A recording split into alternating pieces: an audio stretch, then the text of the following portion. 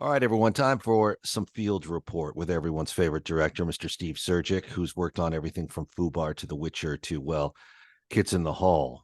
Not to mention he played himself replacing Chuck Heston in Wayne's World 2, one of my favorite You, Steve you Surjik know, highlights.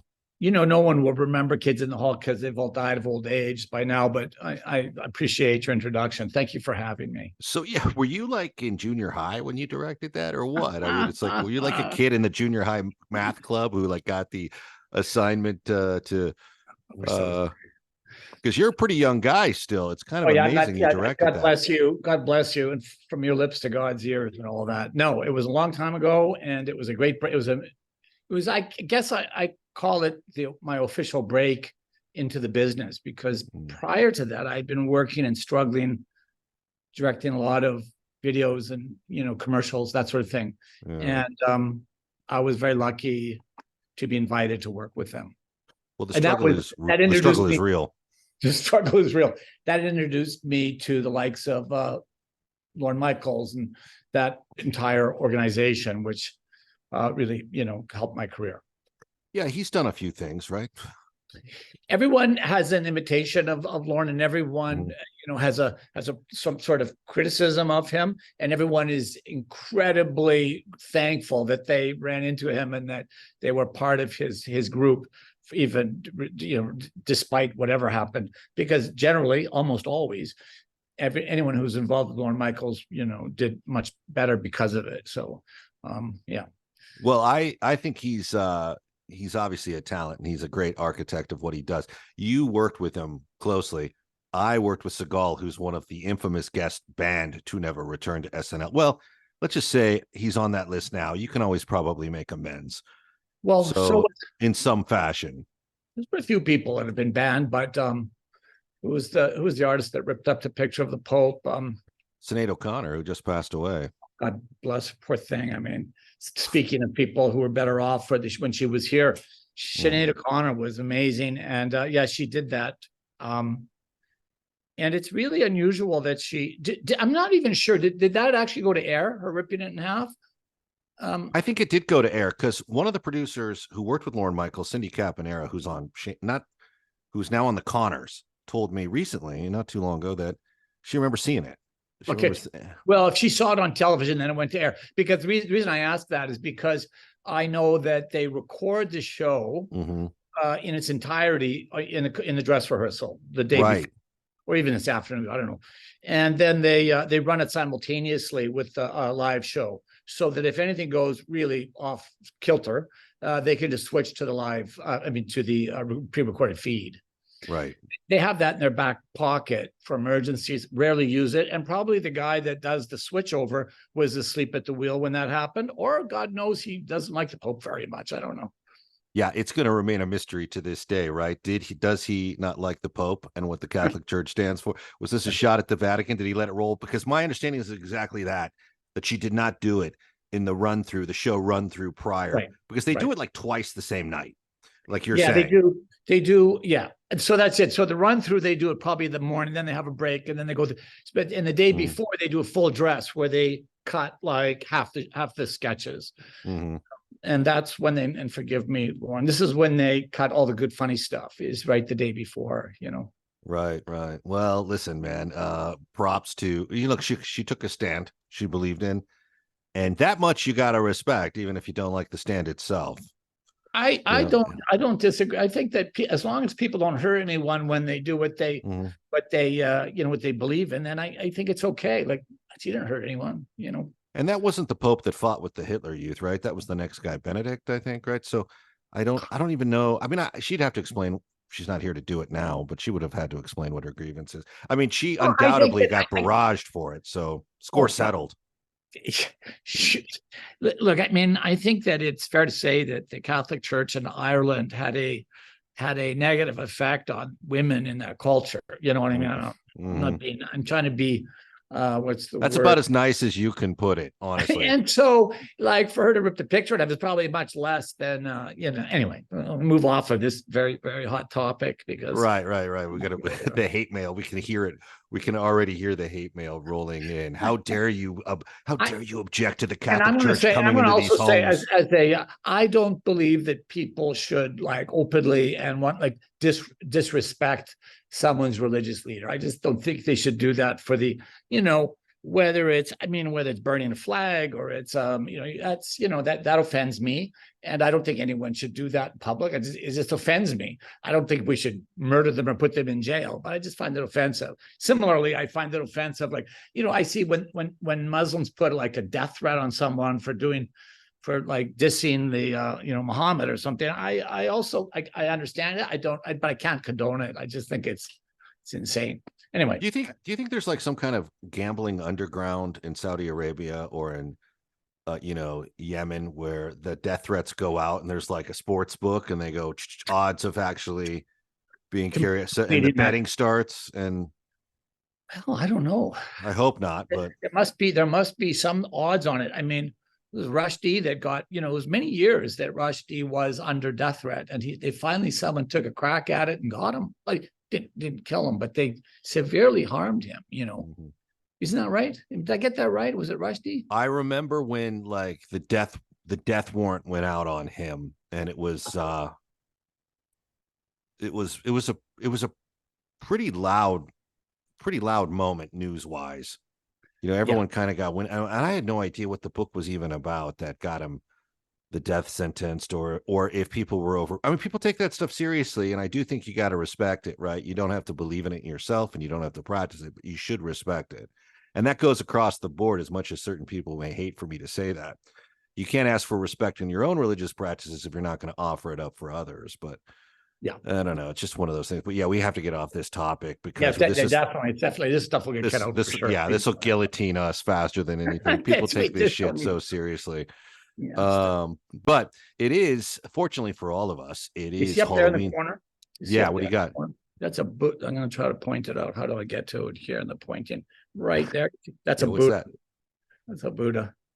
Oh, is it? That's a Buddha? Yeah, looking down. I didn't realize you had a Buddha in your place. You Buddhist? Buddha in my place. And it's for you.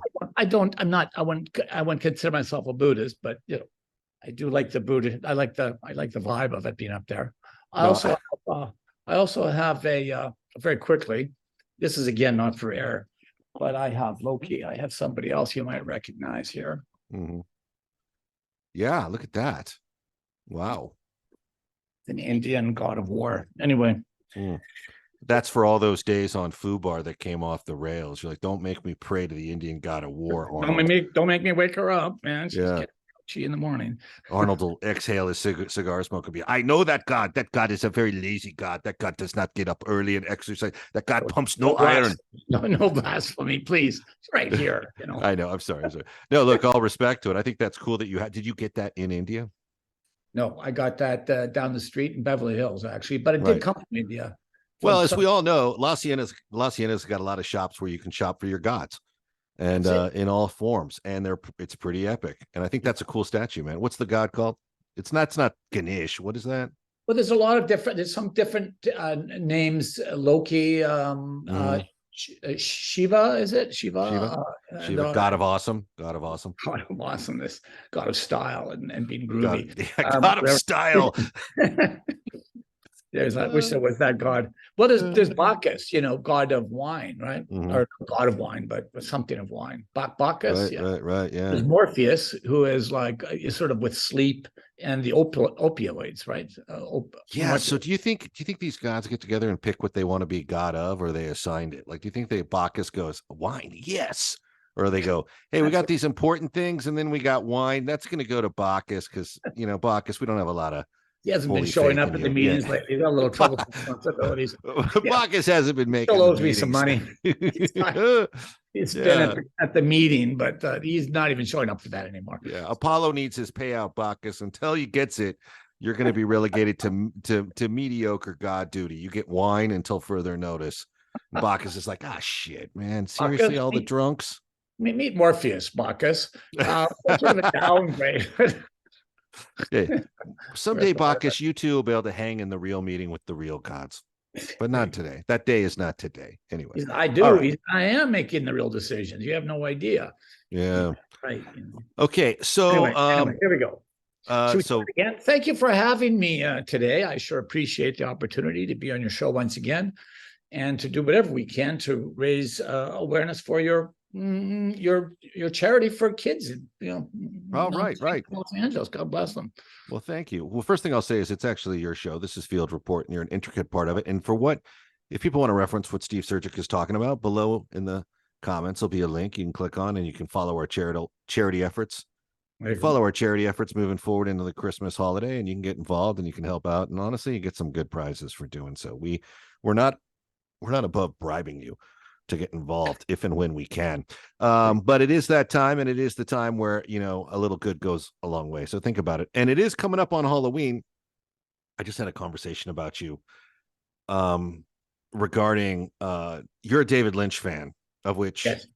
I'm a fan of David Lynch, the man, like listening to him and some of his work. But speaking of like religious cult leaders, he's one, I would think, in the film industry. Like he's got that level of respect and conviction from people from theater, from a certain percentage of theater goers. They love his work. And you're a fan of Eraserhead. And I got a comment saying, could Steve Surjik explain Eraserhead to us and what it actually is? And I said, that's a great question because I need to know too. Well, God, I would have to do a little sharpening up on the actual narrative, but absurdist drama has historically been a lot about the breakdown of some of the fundamental mechanisms of modern society. For instance, one of the things that is common is the revenge. Believe it or not, is the revenge of things is one of the themes. The revenge of things meaning the revenge of inanimate objects. Remember the elevator that didn't work, the thing that's steaming in the background that doesn't do anything, the radiator that just hisses but doesn't create any heat. They all come under the category of the revenge of things. Also, there's themes that are predominant, which are about the breakdown of the reproductive cycle of man, which is like the end of civilization, because of course you can't procreate, there's no more culture, there's no more people. So I don't know if you remember, but I don't even know if he attempted, but he procreated and they had that horrible little monster, that died. I mean, it was a very dark. These are themes that are prevalent in all absurdist theater and drama, and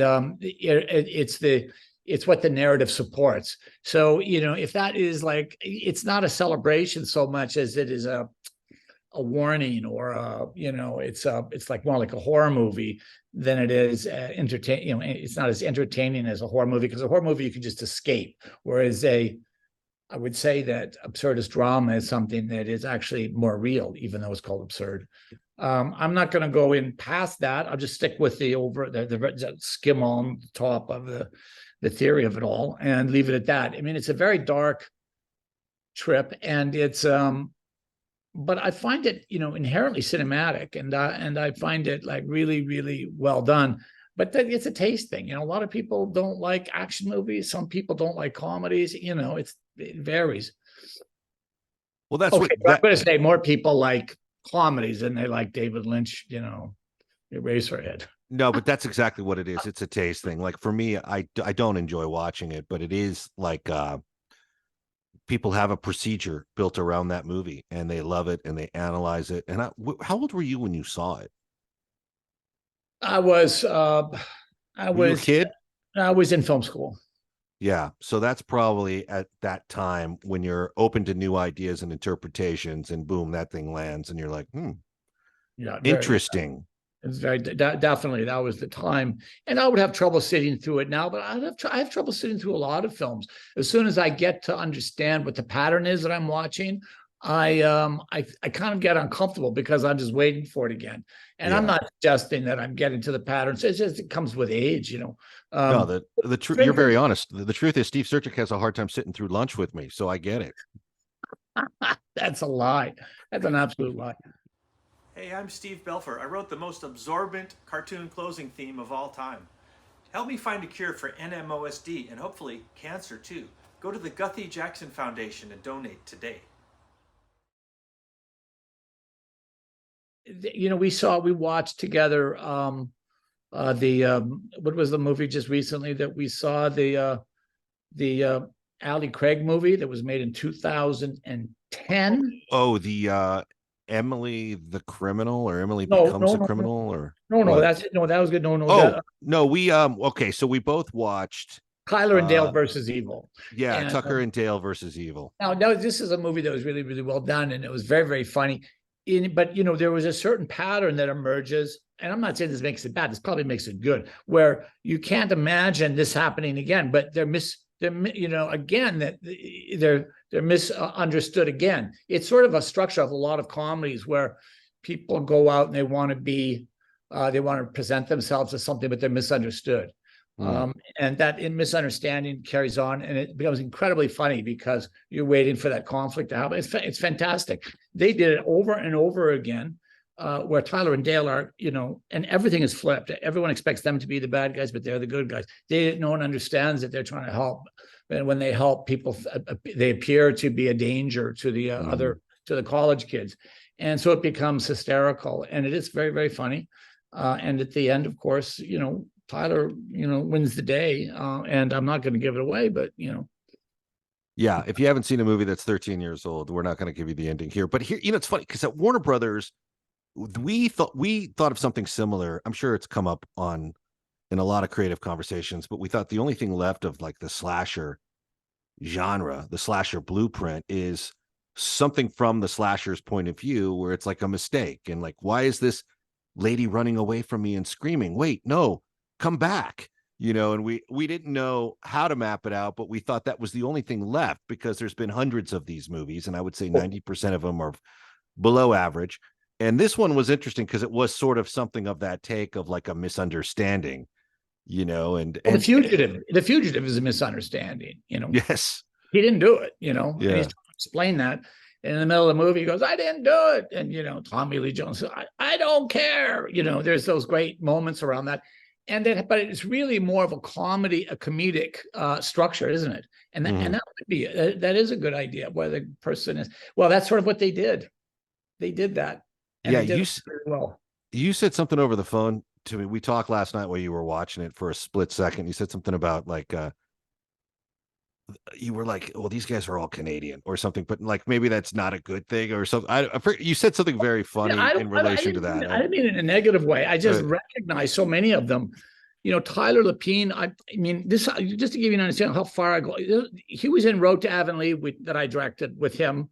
And I'm talking about so many years ago that no one would believe it. It's like a long time ago. Da Vinci's Inquest as well. I mean, he was like, I saw him as like a Jack Black, a sort of a funnier or handsome Jack Black.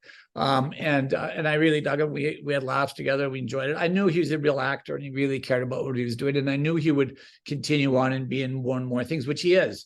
There was also a Brandon McLean. He's the I was going to say African American, but he's Afro-Canadian, you know, Afro-Canadian. He's from the islands originally, but we worked together on Graceland, and he's a real good guy and a real good actor, and he continues to be working in, you know, all kinds of things. These were like, and I went through through the director. I don't know the director, but I looked up his other work, and you know, he recently, 2000, he did something for Netflix, another horror comedy. But there's a lot of people on that cast that I knew, you know. Yeah. So you're watching this as a director yourself, and what are you thinking with this thing? I thought it was pretty funny. I thought it was really funny, and I thought it was really well done. I thought it was really well directed, and I know there's whoever Ali Craig is, he did a tremendous job. Like, he did a great job with. He actually worked on the camera too, so he really knew what he was doing, and you know, he knew how to do the gags with the camera, and it was a really well-made movie. I have no idea how much they spent on it, but it couldn't have been very much. And the movie made $5 million. That movie could have simply been with a little, I mean, just a little different packaging. It could have been just a mainstream movie that made, you know, $50 million or something. It's interesting in a way, because this happens every day on a smaller scale, like the misperception and misconceptions of people, you know, where you see them or they see you and they think People resize me up after meeting me 100. That's happened 1,000 times where people have confessed later that you were totally different than what I thought you'd be. And I'm sure it happens with all of us, right? And that's what's so funny about this movie is these guys are a little rough, although they're almost like charming in their simplicity. And they walk around and they can't get out of their own way, which is most of us. That's Steve Surjik on any Tuesday. We just can't get out of our own way sometimes. And they're like, well, he's walking over to talk to him with the scythe, and like he's totally. I was just gonna say that was classic. But that gave you an idea. That was the DNA for the rest of the film. Yeah. It gives you an idea of what's going to happen from then on. And he's talking, and he's really nice, but he's holding that scythe, that gigantic blade up over him innocently. But the picture is wrong for them. They look at it, and their anticipation is someone who's very evil, and they're right, you know.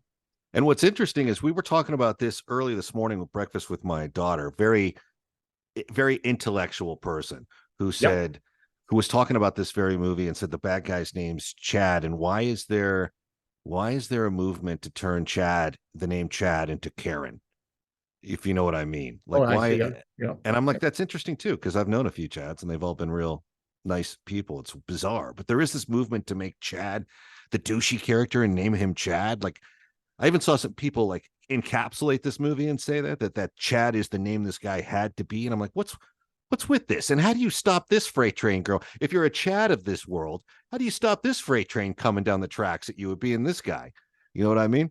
Again, perception actually takes over reality. Now you're starting to look at these guys in a different way. Anyway, so I think the stunt where the guy dives into the wood chipper is one of those Hall of Fame kills. Well, there's like 3 in a row there. The guy jumps, ends on a stake, and he slowly slides down. There's the wood chipper. There's the some guy that gets into the saw. I mean, it's quite funny. The 3 of them try to commit. They're right. It looks like they committed suicide, and that is interesting because it's almost like without them, they talk like they try to explain to the sheriff when he comes in that these guys tried to commit. They don't even understand how they ended up dead. And they make up the story that they look like they tried to commit suicide. But you know how reflexive that is? It's really interesting because, they did it so well that it could have been a situation where they couldn't I'm not going to explain this very well. As a filmmaker, when you try to do that, it has to look convincing enough that you go, oh, they actually ran at him, missed him, and hit that stake and died. Mm-hmm. Yeah. So once you do that, you can't really say, it's difficult to say they tried to commit suicide, but it makes sense in terms of their story because they're trying to find an excuse for why they did that. I'm going to drop it. We'll cut that part out. Start again. Oh my God. All right. So I went down a very narrow path there. Hold on a second here. Our resident director was trying to explain the technique behind making something look like it could be a suicide in a dual meaning of an incident on film where it could be a suicide in one narrative or an attack in another. And it was very well crafted. It was very well crafted. It was written with sort of intentional ambiguity in those moments, and it was in that way great. I should have just left it at that. I just hadn't had the opportunity to boil it down. But the pattern repeated and repeated. And you're going, okay, what's going to happen? You kind of know how it's going to play out, how it's going to end. That's not a negative thing, but I just wanted that opportunity to mention that because there's this book that's out there that young screenwriters probably don't know about, but a lot of other. It's been used by a lot. It's called Plotto, and it's a book about plot. And for instance, and what it does is in its original form, it was a bunch of dials, and you would dial one, to boy meets girl, then boy meets girl, and it's a place that it happens and the complications, and it'll give you your whole. Again, it sounds ridiculous, but when you read the, here's one here. This is under enterprise and mystery. A is puzzled to I just randomly jumped into a novelist meets personally in real life a fictitious character AX from one of his stories. This is and then you go to another section and it says B's friend. B2 makes an important revelation regarding A, which causes B to correct a serious error. And you just keep going, well, how this is like mathematics. This isn't really like storytelling. And A is sent into desperate danger by capricious B on the very eve of their marriage. B, capriciously sending her love into desperate danger, drains the bitter cup of remorse. Now, this guy was actually a screenwriter and was involved in a lot of early movies and a lot of novels. And you go, and the reason I bring it up is because you go, well, is it possible that every story is a structure that is like a mathematical structure that we can look at and go, yeah, so this has to happen. And if you don't do that, people will be disappointed. Is that possible? Yes. Yes. It's like the happy ending, isn't it? It's sort of like if, Right. Everything, I think, unfortunately, can be broken down into mathematical calculation, which, by the way, is a rather scary concept in itself. It doesn't seem very artistic, but I guess it probably, I guess everything we see does conform to some kind of structure. I mean, the point being that I started to anticipate some of the structure, and I was surprised at times. I didn't get everything, and I was delighted when I was. So I don't know. It was, but it's a good movie. I'm not trying to be little, No, not at all, and you're not. But you raise an interesting point because art does not conform. It's not supposed to conform. Yet the age-old discussion when we were at the studio was, how do we fit art into a 3-act structure and conform it? Because we're not going to be happy or satisfied unless we do, and we don't have the right movie or a good movie unless we do. And I think now the recipe is the structure is so evident, particularly in superhero movies, that you can now just plug anyone in and get the same result. And that would be a result of sort of a mathematical approach, I think. Right. I mean, yeah. I mean, let's look at things that repeat. I mean, I work on Law and Order, and I love the show, and I loved it when I was watching it as a kid, and I love it now. And it's a pattern. But the pattern, it's like variations on piano. It's always a small change, and it harmonizes with the other one, and it rings back, and it's interesting and it's compelling. And people like to be able to anticipate a little bit about what's going to happen. It gives them a sense of control. So I mean, there is that. I think there's a version of repetition or variations on repetition that is very pleasing. And people like, and if they didn't, then these things wouldn't be so successful, So this reminds me of a conversation I had with Stanley Kubrick's longtime assistant when we were at brunch one day, where he was talking about Stanley's approach to 2001 and the ending, where he said people love to go out and make their own conclusions on things, in life, but they don't like that in their movies. And he was saying that there was the big mishap there between him and Kubrick, not as a working relationship, but in the movie itself, was the movie ending is open to interpretation, which is what people like in their life, to interpret things their way, however they want to, but not when they're buying a ticket. They want it actually served up and smacked in the face with it. And that's one of the big dilemmas. Like, people, like you just said something very interesting where you're like, I actually kind of liked it when it went exactly the way I thought and knew it was going to go. And are we becoming a product of the assembly line? Right. Well, I think that, they say that we are, the human brain is a machine that makes meaning out of chaos. And if that is what it is, if that's true, and it's largely true. I mean, they say if you weren't able to do that, you'd go nuts. You wouldn't be able to live another day because of all the terrible, tragedies that face us in our life, mostly death. So, you make meaning out of things. And so if you make meaning out of things, then it would make sense that if you're able to make meaning out of a certain pattern, you go, I understand that. I get it. That makes me feel like a little bit more in control. And if I'm in a little more control, then maybe that's very satisfying for a lot of people that are out of control. I mean, that makes sense to me. And although I don't always feel like I want to know exactly how something goes, I want to be taken on an adventure that I cannot anticipate. I like to know that it's going to end. I like to know what the ending is. And once I do, I'm satisfied, then I'm relieved, particularly in these suspense thrillers like, Emily is a Criminal, for instance, which is a spectacular movie. And it's a thriller. and it's about a girl who gets involved in crime, a young woman who gets involved in crime, and it gets more complicated and it gets incrementally more stressful, and Yes, eventually you don't know how it's going to end because a couple of things have gone wrong in a way that you didn't anticipate. So you're kind of biting your nails, wondering if it's going to resolve in a way that's going to be good for you. And it does. Ultimately, you feel some satisfaction at the end that you're going to be okay. But it's a stressful trip. Yeah. And that's the thing. There are real artists that can engineer anxiety and stress in movies. That is a blueprint for some people, an absolutely enjoyable thrill ride. For me, I'll watch it once and then I don't need that anxiety twice. And we were talking a little bit about that last night too. Like we're this isn't what we put on in our evenings anymore. It's something that makes us feel like we're like what's the one with Sandler, the Gems movie, or Uncut Gems? You know, these movies where there is.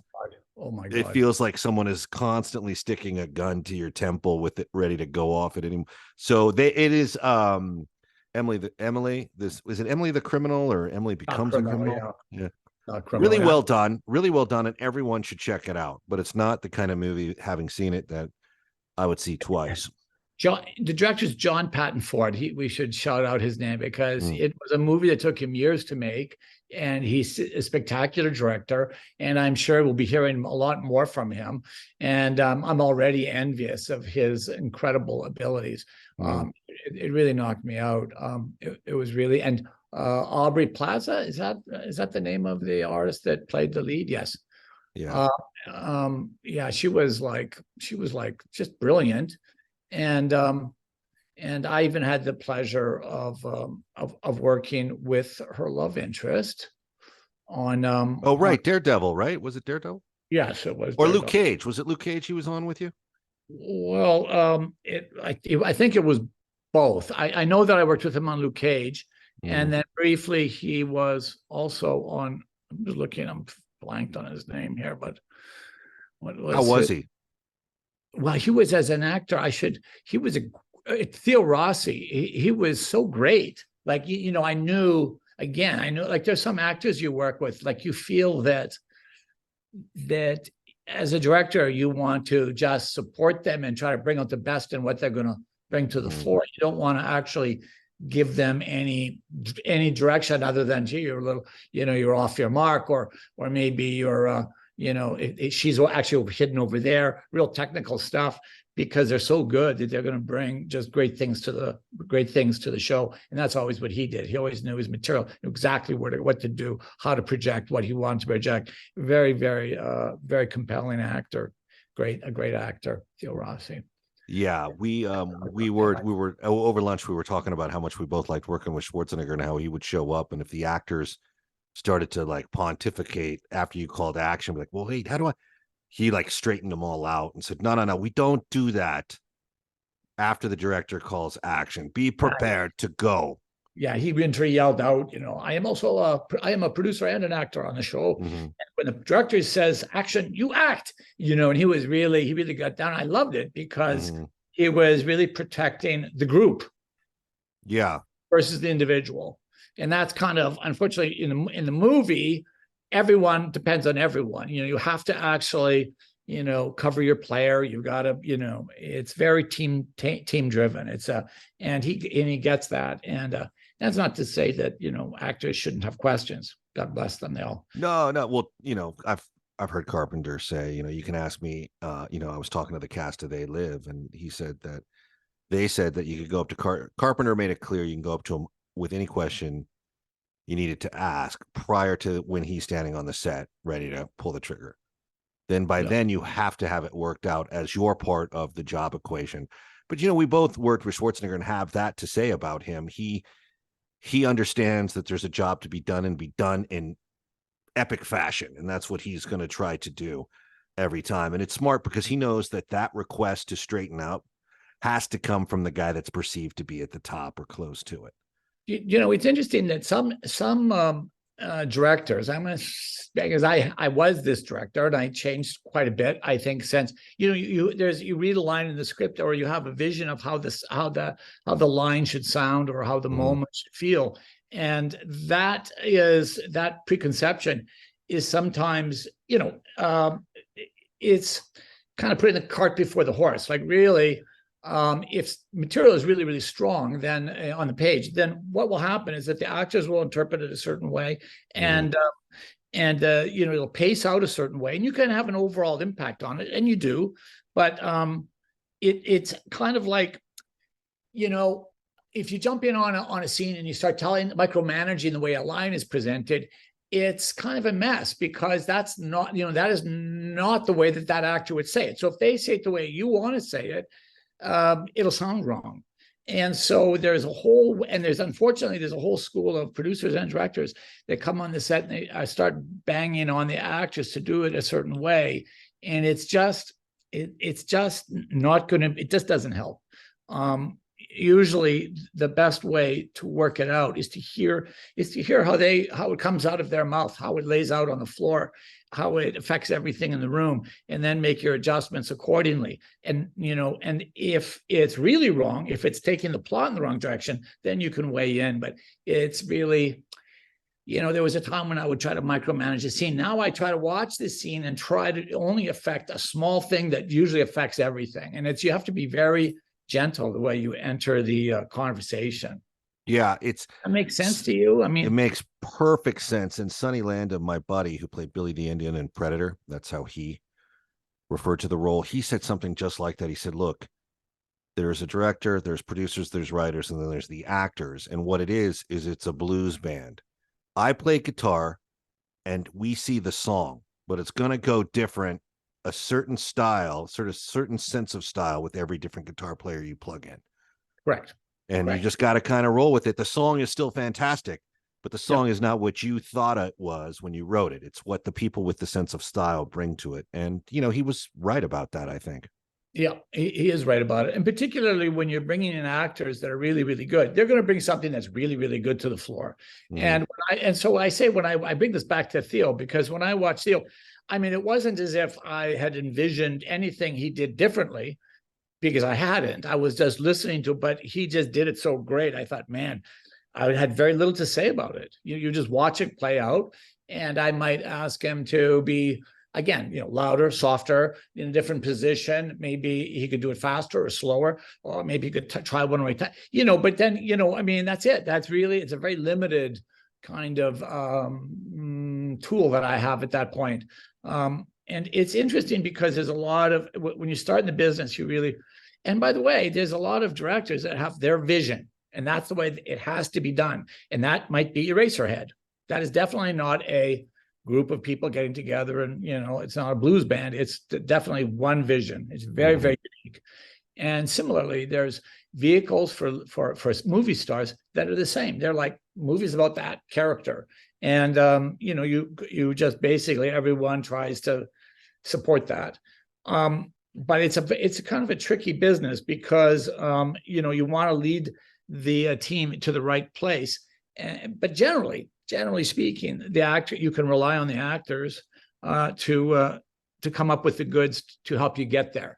And I'm going to just say that, particularly in series television, which is really the only area that I've worked extensively, and it's an area where, man, you must depend on your actors to bring the character to the floor. And if they're not, either they're not doing their job, or there's a problem with the script, because by the time you get there as a series director, your episode, whatever, if you start trying to redefine that character, like, there's a big problem.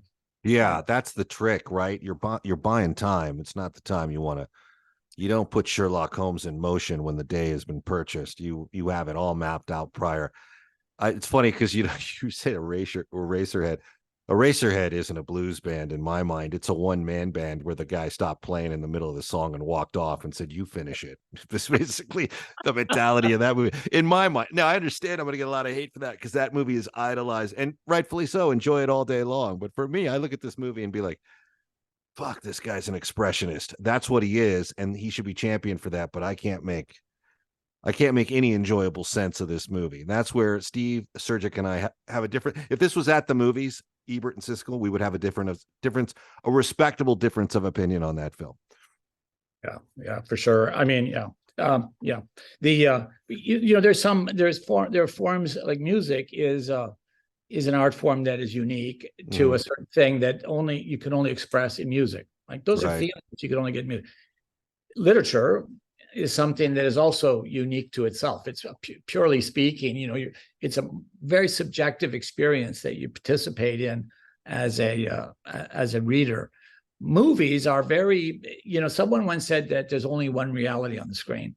And I don't really agree with that, but generally speaking, it is true that it is very, very difficult the level of imagination that you can bring to a film is really limited. It goes back to what you were saying about the end of 2001.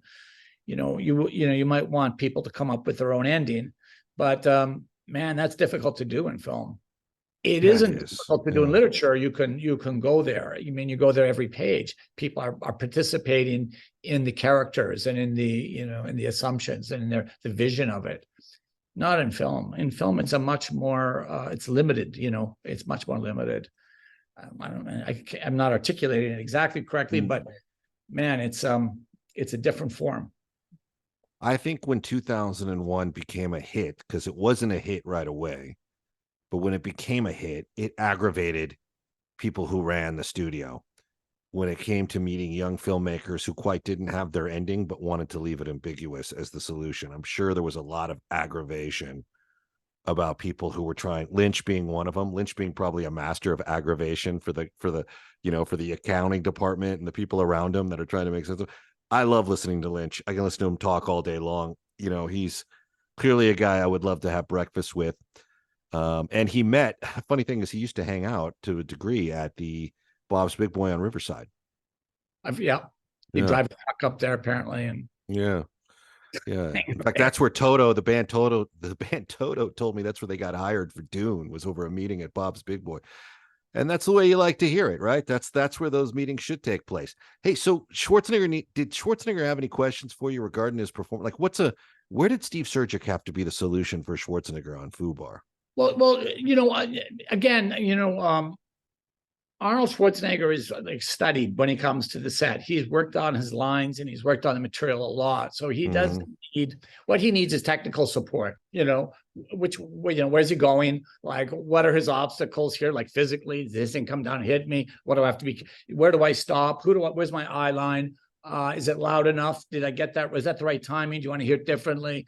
He's extremely open to direction. Extremely. He's like totally open to direction, and yet he understands. And that's the thing it's actors that understand the material and understand the show generally don't need that much direction, but they're always open to it. That's the commonality to someone who knows what they're doing. They're open to direction, and because they know that, like, at least it appears that they're confident that I too have researched the material.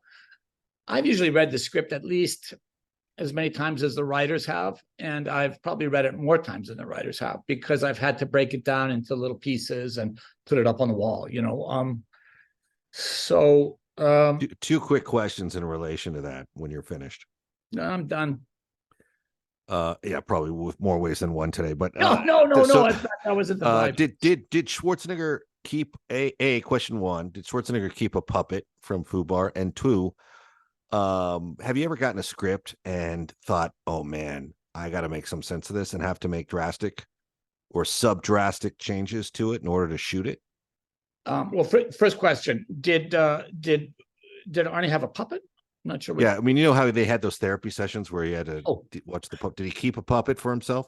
I'm sure he did. I would. He must have.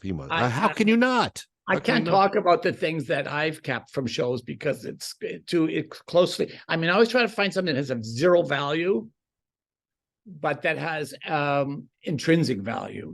Something that might be very, and I never try to say. I always try to get permission to take, But on the other hand, there's been one occasion where I took one little thing, but no one would ever notice because it was valueless.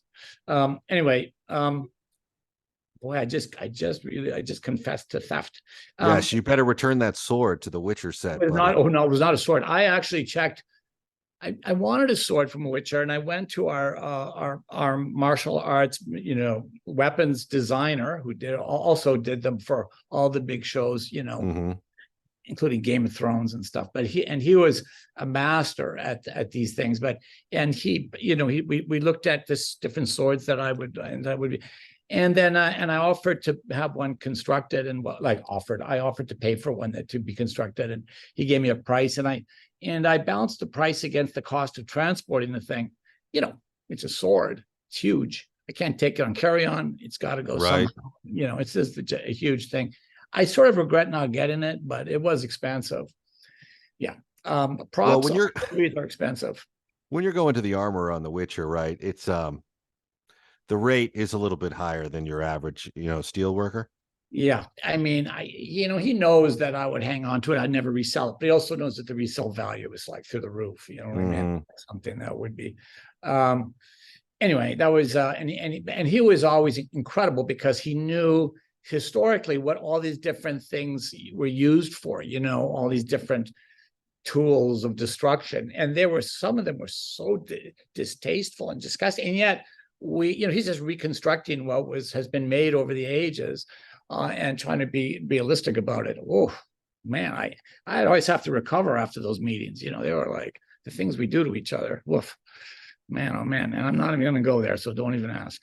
All right, we're gonna skip over that one. We're going to go back to what was the other question? Fubar. We were talking. Wait, what was the other? Have you been given a script? Did you take on an assignment where the script really needed to be overhauled to be shot? To be truthful, it's rare that I get. Right now is the first time ever that the directors in television. I mean, for the most part, that directors in television are able to read a script to decide whether or not they want to be part of it, and then only an elite group. But having said that, I have always either committed to working or not. I said, look, I'm in. I like the group of people. I dig what you guys are doing, or I'm not in. And generally speaking, once you're in, you then get the script, and then you have to deal with it. And the first time you read a script, it's great. By the third time you read it, it's full of problems, and you're trying to break it into trying to figure out how to work it out. And it's incredible because in very small ways, as a director, you can just shave little, through little nuances of directorial prerogative without changing the script. You can change the meaning of the script. You have to be really, really prepared and really understand what you're going for. And you can elevate material. Sometimes you can, reduce its value. Of course, you wouldn't mean to do that, but the writer might see that, like say, that's not exactly what I meant. But generally not. Generally, a good writer is there to watch and again support you in finding a way to bring what you have to the table to make it better and different in some way. Now, I'm skipping your question, but I don't, because there are one or two times where I've read something and gone, oh my God, what am I going to do? And what generally happens for a series director is, the downfall is that you get into something called, I call it a shooting war, where you start ordering really expensive equipment like high-speed cameras and strobes and rain and this and that, the different things to bring the image alive in a spectacular kind of commercial way, to try to keep our minds off of what is going on narratively or in terms of character. And that is, unfortunately, it usually at the end of the day, it's the same piece of shit. It just costs a lot more. So the producers will say to you, so at the end of it, they might say to each other, not you, well, he went over budget. Well, these are two things that can happen at the end of it. One is they say, well, he went over budget and it's a piece of shit. Let's not hire him back. Or they'll say, well, it went over budget, but no. They say, well, it was a sort of garbage script, but at least he brought it in on budget. Well, let's give him a second chance. When I used to hire directors, I used to sort of warn them of that. I'd say every one in 5 scripts is going to be not as good as the rest. Maybe what you should do in that case is don't fall into that trap, where you start getting into a shooting war. If you start like ordering equipment and shooting extra time and, doing all these special effects. It won't save you. You'll just go over budget. So, but I promise you, if you, deliver the material the best you can within the budget, we will bring you back. We will bring you back as a director again, yeah, because why is that? I mean, the great movies are not about the special effects, generally speaking, like She's Gotta Have It, great movie, but it was done on $9. There was nothing that mind-blowing about the actual execution, right? It was just really thoughtful. Right, exactly. It was thoughtful. And that's sometimes the trick. Well, it should always be thoughtful, even when you've got the budget to blow things sky high, right? Yeah. I mean, if you have a good script, they say the director should just get out of the way. I don't necessarily agree with that, because you want to make it a little bit better. You want to keep it tight and be part of the team. But there's a lot less to do, and there's a lot less anxiety in getting there. Yeah, for sure. So now that you've worked with Schwarzenegger and you've done things like The Punisher, and you've worked with a lot of these guys that are physical, you have any favorites that stand out? You have actors that, you feel are just absolutely bulletproof and they'll run through a wall to get the shot? Well, I think that, there's, I think that the danger is that, I think the danger is that an actor will run through a wall to get a shot. And when I say that, I mean, I remember Chris Farley on the stage on Wayne's World 2. When I mean on the stage, I mean, we were at Wayne's stock and he was on the microphone, doing something. I can't even remember what he was shrieking about up there. But at the end of it, he was jumping onto the ground, like doing a body slam on the ground. And it scared the shit out of me. I thought he was going to kill himself. And about take 2, I just stopped him. I did not want him to hurt himself. And then, A, I didn't want him to hurt himself. And then B, I didn't want him to hurt himself and then not be able to continue on the show. I got to protect him. I got to protect myself. I got to protect the rest of the cast. It all comes out sort of under the same deal. So that was sort of more my worry, is that a lot of actors are really good and committed, will do anything to make it great. And they'll, I know, and particularly young actors that haven't, really learned the craft of, the fighting craft, that they'll be open to anything that hurts them physically to get there. And that's really freaky. When you get into a fight scene, for instance, they'll start smacking each other. Stop. No, we don't do it this way. We just wait. Who are we talking about? I'm not going to go there. Really? What, you think Henry Cavill's going to hear it? Okay, just kidding. I'm going to tell you that when we were doing Umbrella Academy, and there was a scene where, in a cafe in Texas in 1963, where there was a group that was having a sit-in inside, historically based in a cafe, because they wouldn't serve African Americans. So we were shooting the scene, and then some people come in, again, historically correct. They started pouring sugar on them and chanting and trying to intimidate them. And they held their ground until the police came and, of course, started dragging them out and beating them on the street. Now, so we poured out onto the street in the scene and went across. There was hundreds of actually a lot of people there that day. And there was going to be a confrontation between the people that were outside, with the placards, and the people that were, impinging on their civil rights. And what happened is, in a couple of cases, it broke into, I'm just talking about extras here, it broke into actual fist fight, just small little hot spots. So I would have to stop everything, and I'd move people around and clear things out and try. And I understand these are, extremely emotional and difficult scenes to work through.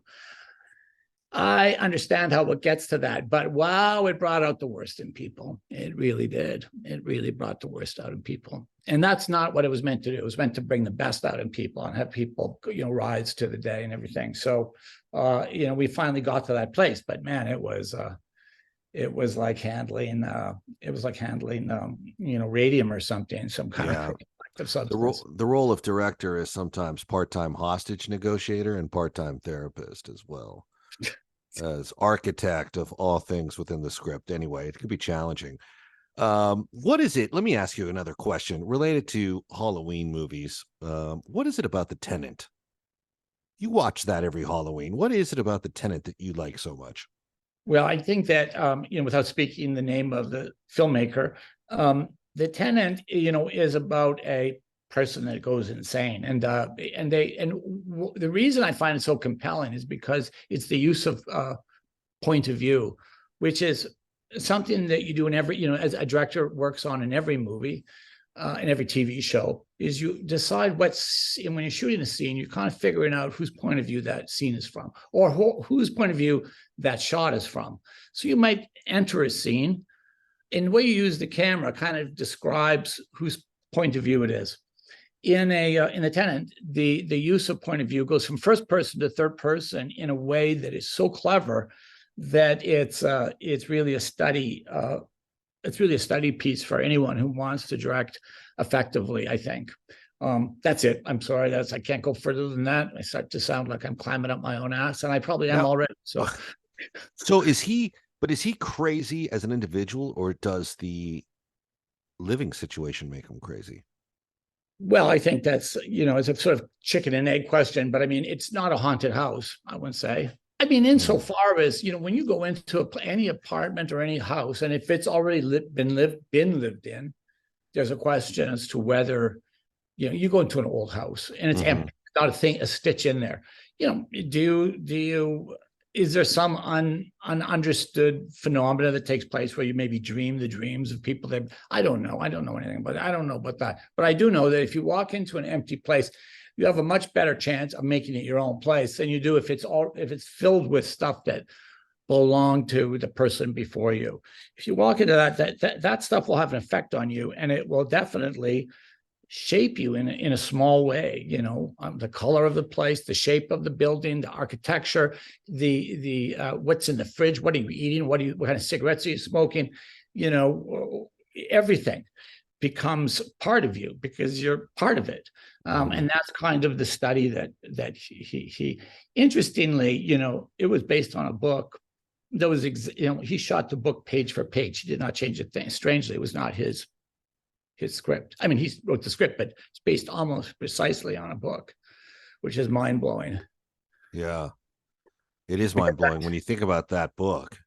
Yeah, but it's one of those movies where I know you watch it every Halloween. That's like your go-to Halloween when you're scaring trick-or-treaters in between the doorbell ringing. By the way, we had a funny conversation that we need to do something where Liam Neeson's house is trick-or-treated and he sees him through the ring, and it's like an adult taking the candy, and he goes full what's that movie where he runs people down with this particular set of skills. He goes full, like, basically the Liam Neeson equivalent of Commando on him. But I know, like, you watch The Tenant in between the kids visiting your house for Halloween, if the kids actually have the guts to visit your house. I saw an old conversation clip we had where you were talking about how you rented bodies from, like, the effects department and, like, littered your house like a zombie. I was working as an art director on a movie in Toronto way back when, and it was Halloween. And I'd met this group that did the bodies for Platoon and some other movie, and they had these bodies that were burnt, and they were very hyper realistic, and they were worth like so much money. But I think I'd used for one of them, but we started talking about this concept for a party. So we rented this space for a party, and it had different little rooms in it, but it had also a large space. A lot of people probably know the spot in Toronto, but anyway, and we built every room. We had like 4 or 5 rooms that had like a theme. There might be a gas because art director, as art director, we had props and whatnot. So we had like a stove, and we had somebody's head in the stove, and we had the room made up like a perfect little kitchen. And another room might be somebody hanging with, and you could walk into the room, sit down, and you would see this person who'd gas themselves. And it was, and we had a band, and it was a big party. And I can't remember. I wasn't at the party very much. I got sidetracked, but it was great. It was a great time, and remembered by many. Yeah, and that band was 9 Inch Nails, if anyone's wondering. That's why Steve Surjik is the most popular guy in town when it comes to Halloween parties, right there. The legendary moments you might witness are unthinkable compared to standard Halloween practices. And I'm saying I had a party, but in fact, I think it was a party that was, you know, my set decorator carried so much of the water. I mean, and so did the effects people because of course, it was their connection and person that brought Right. it. But anyway, Right. I should give credit where credit is due. But I was the one that coordinated it, you know. Yeah, happy Halloween, everybody. So it's going to be the Tenant again this year, I'm guessing. But you did actually break down last year, I think, and watch Halloween. Yeah, I watched Halloween. You know, I mean, the thing about Halloween was one of a kind, and unfortunately, it was so influential that now you can't watch a horror movie without somebody wearing a ski mask. Like I just go through just dozens of them. Yeah. They're just endless. You put it on a ski mask. Even in this thing, the guy, Tyler grabs a chainsaw and he puts on like a welder's mask in order to, beef himself up. Yeah. I don't know what's. I mean, Halloween was good. Halloween 2 was good, I think. But I mean, I don't know what I'm going to do on Halloween myself. I knew a guy that did a thing for as an actor who did a thing on Halloween outside of Toronto where he would offer all the kids a sleigh ride because he had children and put them on a cart with hay and then he would like feign that there was a breakdown and they were stuck there. And then things would start to happen. He had a whole drama set up. The kids were screaming and running, and it sounds spectacular. It sounded like the best possible Halloween gag, And it probably cost him a fortune, but he knew how to do it. Yeah, Halloween that's highly underrepresented and disrespected holiday. I think that people, if they do it, you should really get into it. Yeah, for sure. No half measures when it comes to Halloween. Yeah. Even like just a good costume. And I'm not here to I'm not the best at this, but man, you go to a costume party and you have to participate. You have to like dress, get a costume. Think about it, get clever. You got your costume ready to go? What, you steal something from one of your sets?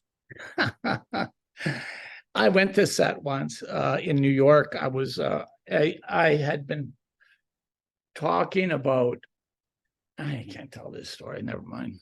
What? I went to work with I went in early and got makeup to help me do my eye up. So it was really nasty. Like I got punched in the face, swollen nose. And I put on dark sunglasses and I was working on the floor and I'm skipping a whole bunch of setup for this, but that's okay. And at some point, I don't know if you ever saw the movie The Town, where they, the guy, I'm going to have to ask you to help me. We're going to have to go to some strange guy's place and we're going to have to, you have to hurt some people. I can't tell you why. And the guy goes, we take your car or my car. Remember that scene? Yeah. I was standing there and one of the guys, Electrics, who's subsequently become a good friend of mine, said, I don't care what. Oh no, he said, like, are you okay? And I said, yeah, I'm fine. Because he could see just a little bit of, and by the way, the message, it had already gone to the story that I had a black eye had already gone to LA. And I was getting texts from the writer's room in Los Angeles saying, what's up with you? What happened? And so this was all working effectively because I was trying to like hide it, you see. And anyway, Bob came up to me on the set and he said, like, are you okay? I said, yeah. He said, like, well, me and the guys will take care of whoever, whatever happened. And I said, you don't have to know any more than this. He said, no, I'm I'm from the town, Like, and he didn't see the movie. He was just, he's a townie, we take care of our own. And I was like, well, I felt so honored, that these guys were going to protect me. That's when I told him it was a girl. And he said, so this is a situation that could have easily gotten out of control. Because can you imagine them starting to make like theories on who it might have been and go after somebody when this is all a put on? It was just such a relief to me that the crew, at least that department, was so supportive. And I just thought it just kind of warmed my heart. I mean, it started as a joke. These guys were serious, they're going to take that, they're going to take whatever course of action was necessary. I loved it. Yeah. And those are your Teamsters for you, no doubt. Yeah, they're close relatives to the Teamsters. Close relatives. Yeah. It's not much of a story. It's a better story when I tell all the dirty underside of it, so where it'll stay. No, it's a fun story to experience. Not everything retells so well, but it's a fun story. I'm sure on the day it was a pretty funny. set of circumstances. I was watching the other day, yesterday, in fact, I was waiting for something, and I started watching the beginning of the original Texas Chainsaw Massacre, which is on, I think, Amazon or one of the streaming services, and it's free right now. So I hadn't seen it in a while, and I knew Gunnar Hansen, who was Leatherface, pretty well. He was the backup Santa for our Christmas event that we do for social services, and I thought, I'm going to look at this, and damn if that's not one of the best shot movies, not even horror movies, but movies that from that time period. Daniel Pearl, great DP, who I met when I was at Warner Brothers, shot a beautiful movie. It's really tough to not just appreciate the movie as a work of art, despite all the chaos they jam into that screen. And there are scenes, I think, where the editor took a nap and probably should have cut, but man, he knew what he was doing, and probably with not much of a budget to speak of. You know what I might watch again? Yes, I didn't mean to jump over that. Yes, it's it is definitely a muscular piece of cinema. It is absolutely beautifully rendered and amazing. And I think like that. There's another movie that's as scary. I find it even scarier, which is Exorcist, the original Exorcist. Mm-hmm. It was so, I mean, the way that it came onto the landscape, the way that it came onto the mindscape was that, exorcisms occurred. They're kind of, they happen and they're inexplicable. And, then all of a sudden we were seeing trailers of the Exorcist, and we were seeing this girl's head spin around and she was spewing, and it was just horrifying. And I watched that movie. I can barely get through the damn thing. I can't even. It's just, and I think that one of the great things about Halloween is it inspires me to read scary stories, just short, scary stories. And I don't even read them for my own research anymore. I read them so that I can be entertained, so I can scare myself and then close the book or shut off the computer or turn off the TV. But they're like there's just these collections of scary stories that come up around Halloween that are fantastic. So that's something I generally do. You need to put together a reading list for us so we can follow you. Oh, I certainly will. It is, there is actually a site that revels in this, but I'll definitely. I was actually thinking of trying to contribute to it, but I don't know of any really scary things that I guess you kind of wipe those off your brain when when they happen. You kind of blow out the scary parts of life, and then you just remember the good parts. At least that's how I get through it. That's how most of us should get through it. It's funny you mentioned The Exorcist, because I was at Warner Brothers when we did the director's cut, and Blatty and Friedkin would fight in the screening room. We just covered this with some of the execs that were there at the time. They would just fight about what goes in and what comes out, because every cut, director's cut or other, is another paycheck for those involved, right? So we thought this was more of a Blatty's cut because he was the one pushing for it. He needed the money a little bit more than Friedkin did, or wanted the money more. But The Exorcist definitely was Friedkin used to work entertaining movie. I'm sorry, I cut you off again. No, Friedkin what? Friedkin used to work down the hall from me at Paramount. He was married to Sherry Lansing, who ran the studio when he was directing a movie there, and he just passed away. So I want to, he is a great director. He's in the Hall of Fame. He's done some great work, and he was doing. I don't even remember what he was doing down the hall, but I know what it sounded like, and it sounded like the end of the world. He was screaming and yelling, and it was horrifying. Like my editors, I don't remember what I was doing. It's probably that HBO movie, Weapons of Mass Distraction. But anyway, there was at any rate, all of my assistant editors were horrified. And I used to threaten them that if they didn't butch up, I would send them down the hallway to have to work with William Friedkin. And that used to horrify them because he sounded scary. But I'm going to say, I would have worked with him in a heartbeat because he's a great filmmaker. This is a guy who's done a lot of fantastic work. Yeah, he had 3 real strong showings right out of the gate, right? It was French Connection, Exorcist, and then I still think Sorcerer, even though it wasn't really a much appreciated film at the time. I think that movie moves from scene to scene so well. Just the whole, I know it's a remake. But it's craft-wise, it's muscular, as they say. It's a very crafty movie. I sort of on the other side of the fence with that one, compared to The Exorcist or The French Connection. you know. Yeah. But Well, I remember the French Connection just seemed so unreal and raw at the time. I mean, even later, decades later, it was still one of those grit filled movies. And they're in it, right? Popeye Doyle plays a part in it, and so does his partner Cloudy. In fact, at one point, they're the ones that they're giving him the shit because he's the police captain, and they're like telling him, "Fuck you, you don't know your job, and you're gutless," and they're all shouting that at Popeye Doyle. And there's some great what a group of great stunt drivers on that too, from the 7-Ups and from some of the Bullet, those guys that came from Bullet to actually execute that chase. And it's interesting because when Friedkin retells a lot of the production of that, the line between myth and reality gets severely blurred for the purposes of the story, and he says things that those of us who worked at Warner Brothers know aren't true but are really good for the movie he's talking about. You know what I mean? And Sure. And so the protocol around him was don't let him around any sugar, because he would just like short circuit and go completely berserk. It was like flipping a switch on him. So maybe on those days, if it was every day, I apologize, but maybe on those days he was having one donut too many, and just short circuiting on the. Well, there is rumors that he had some chemical imbalances, but whatever they were, they certainly contributed to like a master of cinema. However, Yeah. so the highs must have been great because they really looked amazing.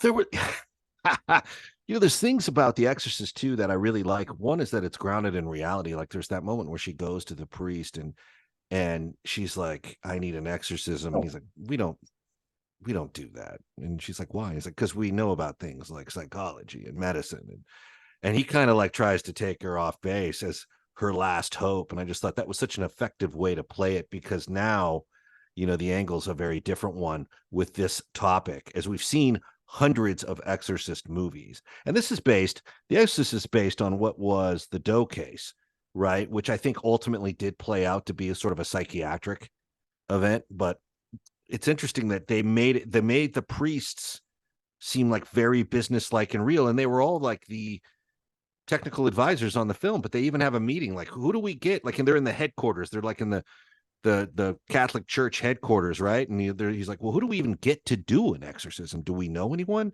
Remember that? And they have one guy that's considered like the black sheep out in Iraq. And they go, "Well, we got this guy." And they're like, wait, let me check my Rolodex. Is this guy even still alive? Can we get him? Like, it's almost like they want to put on a circus act for the purposes of the family. And then, of course, he becomes the real deal that is the savior of the peace. And also, what an incredible way to shoot someone's entrance into a house from the street, where you just see him looking up at it in the shadow, to him in the door. I don't know how that shot. I mean, people say that, images don't mean, anything in film. It's like spectacular. It tells the story is completely told in that. And the lonely little guy with his briefcase, afraid, but he's going to march forward anyway. Like, it's just amazing. Just amazing.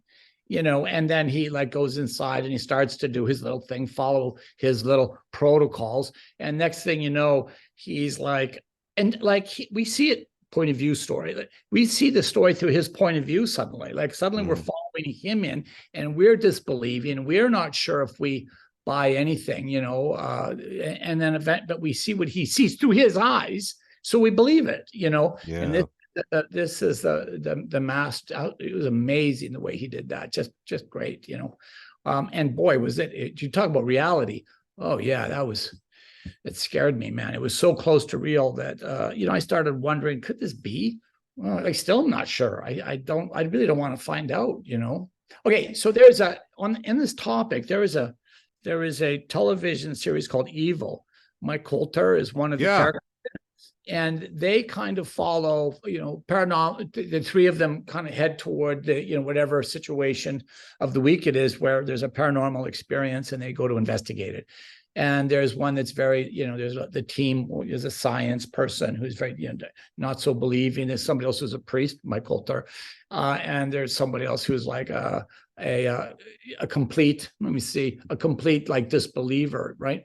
It's good. It's really, really, really good. And I don't know if the Kings do it, and they've done an incredible job. And man, I would love to work on that. I don't know why. I was going to ask, have they brought you in for a meeting? No, and they haven't. And I've knocked on their door politely. And I don't want to be, they have these things that are set up a certain way, and I would love to work on it if they're still like, interested in having people join the team. But man, it's a great show. It's really smart. It's never too late for them to step their game up a notch and take it up another level and go to 11 with a director like Steve Surjik, because it would do the production and the overall series a lot of good. I would be one of those guys that would belly flop myself on the floor and hurt myself if it only meant it would make it better. No, brother, I think you're on your way to something. I think, it would Asif definitely Mandi's become. in it.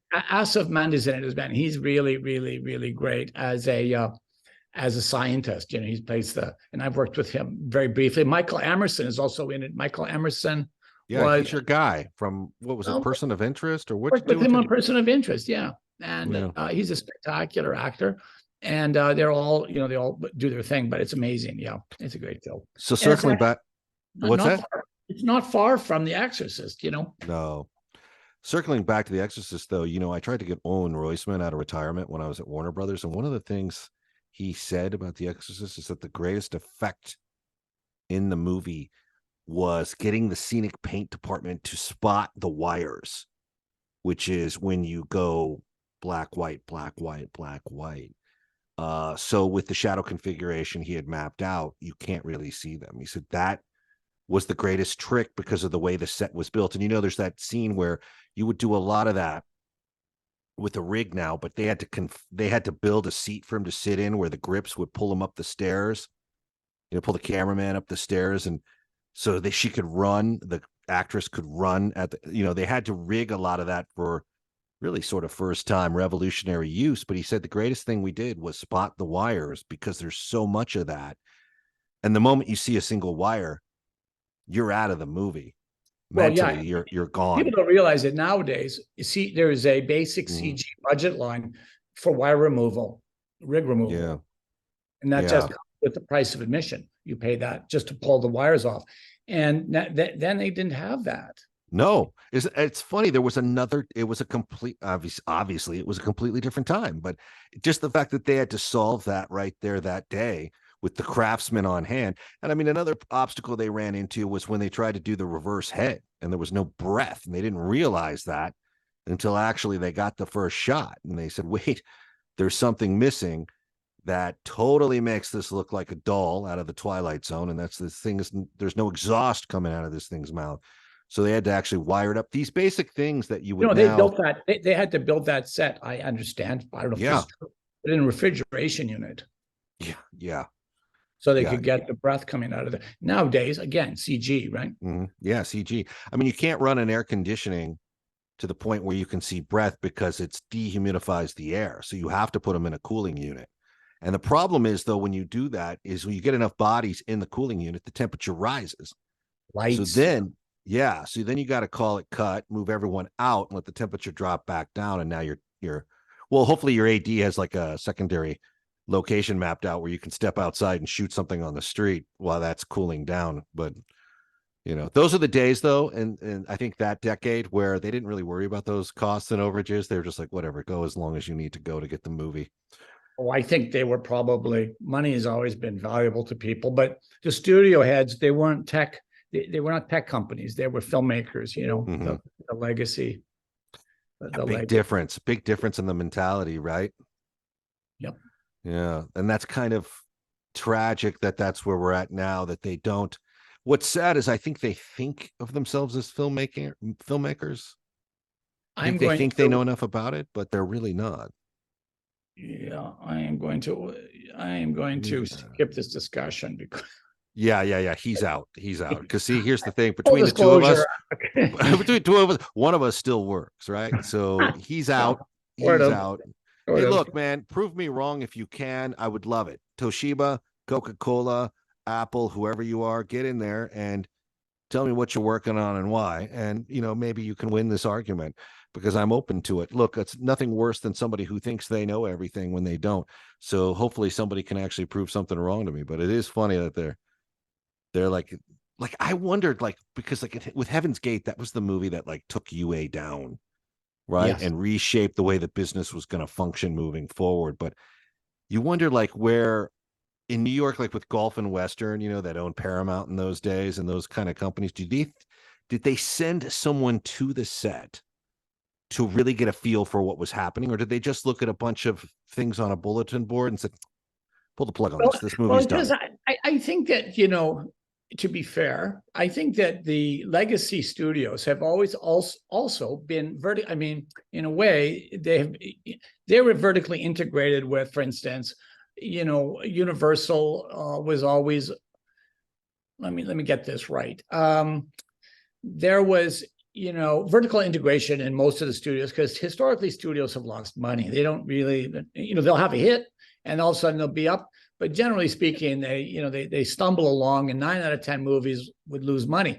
But they had a voice in in the world, and that was really valuable to them.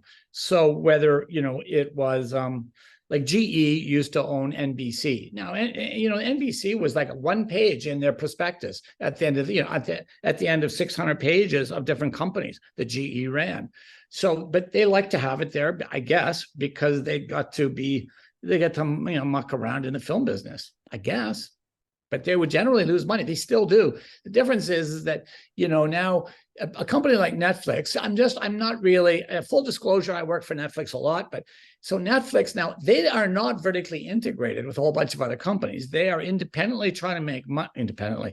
They are trying to make money completely on the distribution of material that they make or buy. That's it. They're not owned by computer companies. They're not selling Amazon stuff. They're not, so they have to make their way by with shareholders' money, with people that that pay $10 a month, like myself, and it's very difficult to do it the way they're doing it. And this is part of the reason the strike is very contentious right now, I think, is because all the big companies have slightly different financial structures that drive a different kind of reality for them. So it's an uncertain time because the model is not working and everyone's trying to figure out a way to make it work. Yeah, the model is not working, and that's the thing. It works differently for different outlets, right? Yeah, because I think that Apple, I don't know their particular situation, but I know that they probably have, I know that they're the most successful independent, this is the most successful company in the history of mankind, if you just measure cash in the bank, which is $1 trillion for them. And they don't, like, their movie business is really an extremely small percentage of what they do. Amazon, the same thing. A lot of the legacy studios, Time Warner, Disney, they're vertically integrated with a lot of other interests financially, so they can continue on. And not Netflix. Netflix has to make money from what they do. And my friends are going to fucking beat me because I shouldn't be talking about, this is the strike and I should just remain silent. But I think the big companies have to sort things out. In a way, it's their responsibility. Unfortunately, it's up to them to figure this out. But they'll figure it out. They've done it in the past, and they probably will in the future. I just heard that residuals, which are always the breaking point in these negotiations, originally started when there would be these radio plays that would start in New York. The actors would get around the microphone and they would play and they get paid. Then it was always about the technology became available to record them. Then they could make that recording and they could send that recording to Los Angeles. I don't know how they did it, but they did it. And that recording would then be replayed in Los Angeles on the radio. And they would listen to that and they wouldn't get paid for that second performance. And the actors got together, and a couple of years later, they went on strike. They settled on a residual, so they would get paid something for not doing that. And people were outraged, and it made a lot of sense. It didn't make sense. And that was the beginning of this residual concept. Did you know that? I did not know that. No, I didn't know that. That was written up in Variety today. But anyway, so, and then it went on. And that sort of expanded in a lot of different ways. It's about replaying and about tech. It's always about some form of new technology. And right now, if you look at, like, if I work at NBC and I do some work for, Dick Wolf, they pay me a very handsome residual check. I get paid a lot more for a lot less time when I work there. When I work at Netflix, I guess, I get paid a lot less, but this is a company that is, again, they don't have, they're not owned by, multinational companies. They have their own multinational company, and they're trying to make a go of it. Now, no one knows how much debt they're carrying or how they're trying to get by, but it doesn't seem fair that one company has to pay more than the other one, right? I mean, it's sort of bizarre. So they got to sort that out. What is your favorite show you've ever done? I can't go there, dude. I just can't. Oh, that's right. That's right. We can't go there on air. Yeah. That's, I start cursing. I love working. And that is true. Anyone who at my resume will agree that that's probably the case, because I work on a lot of different things. And I always enjoy the trying to take on a new sort of narrative culture. And it's always challenging because as I say, I get pretty distracted or bored if the pattern remains the same. I get bored. So I need a new show. Did you ever work with Max von Sydow? No. Man. You? No, I didn't. But Milius talked about him because he directed him in Conan, and he said that Max von Sydow would do a movie.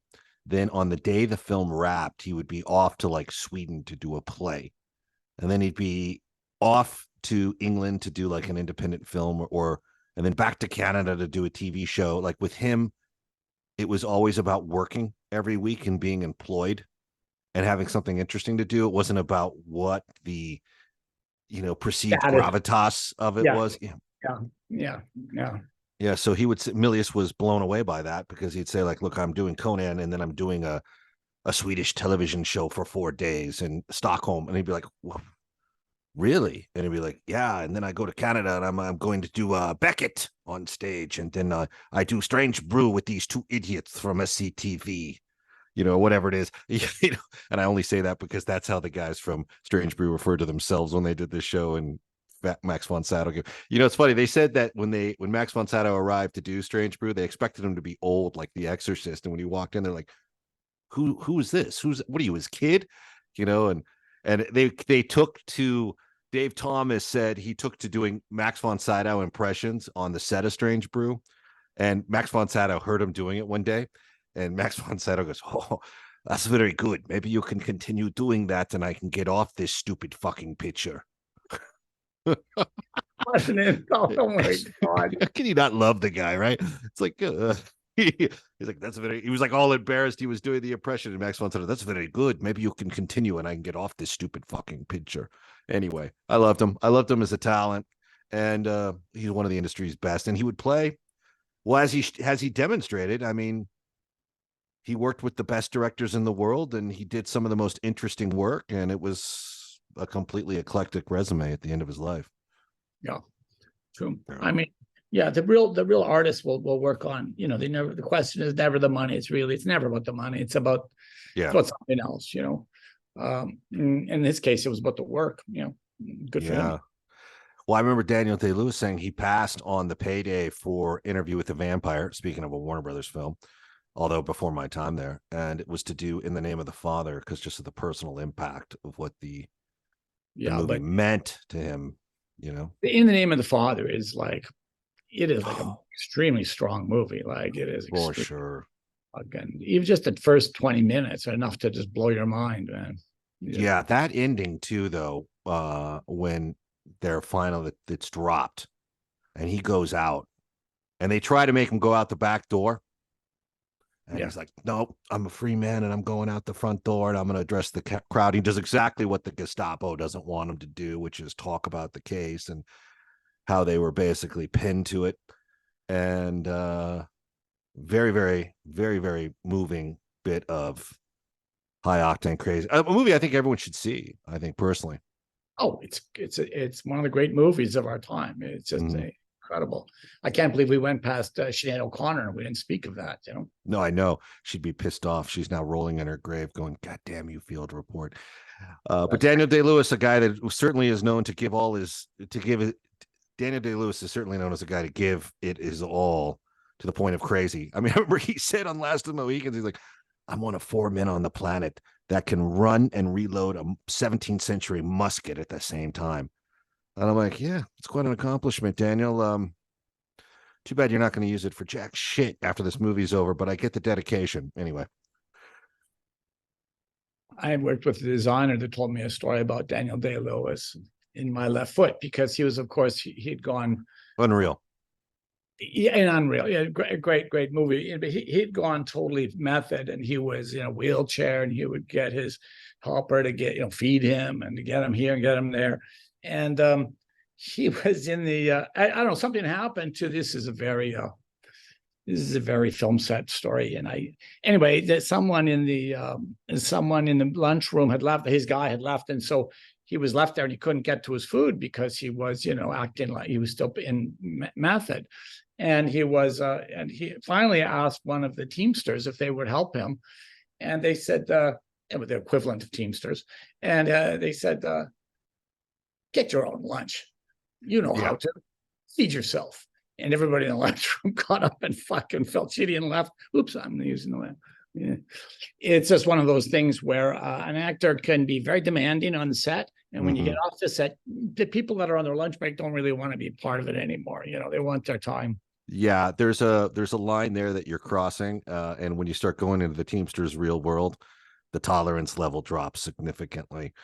And but he is definitely all of that and more. There's been so many great stories about how he's basically taken his sanity in his own hands to execute like a role. Did you hear what Wes Studi said? Like, Wes Studi played the villain opposite him in Last of the Mohicans, which is a beautiful film, by the way. Another spectacular movie, spectacular.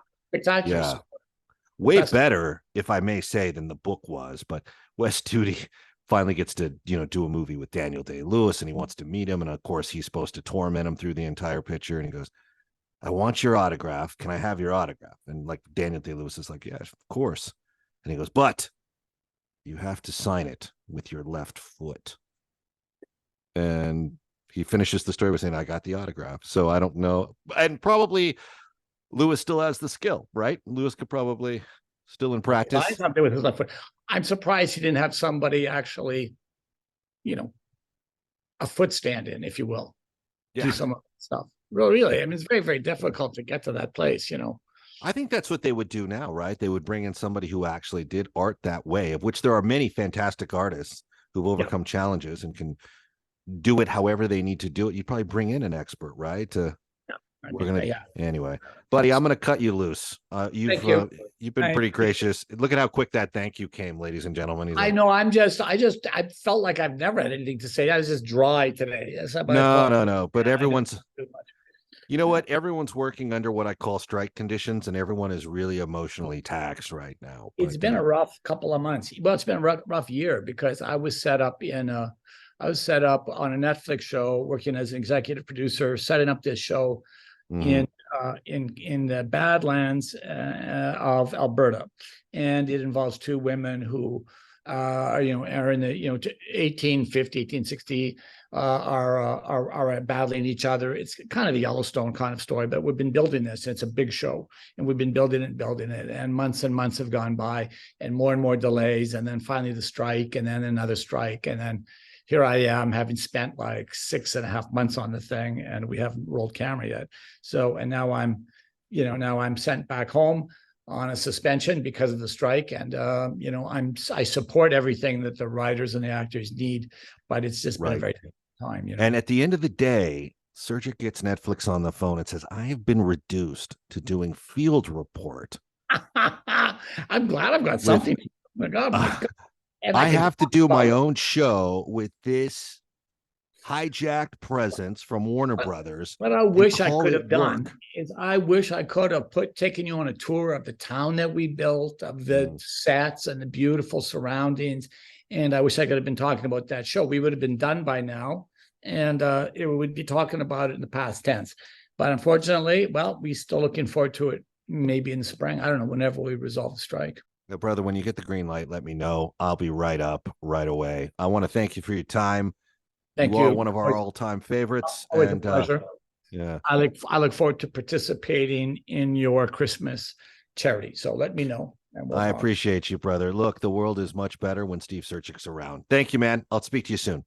Take care. Bye-bye. Over now. Hello, my name is Simon Williamson. Help us find a cure for NMOSD, neuromyelitis optica spectrum disorder, and with it, cancer. Please go to the Guthrie Jackson Foundation and donate if you can.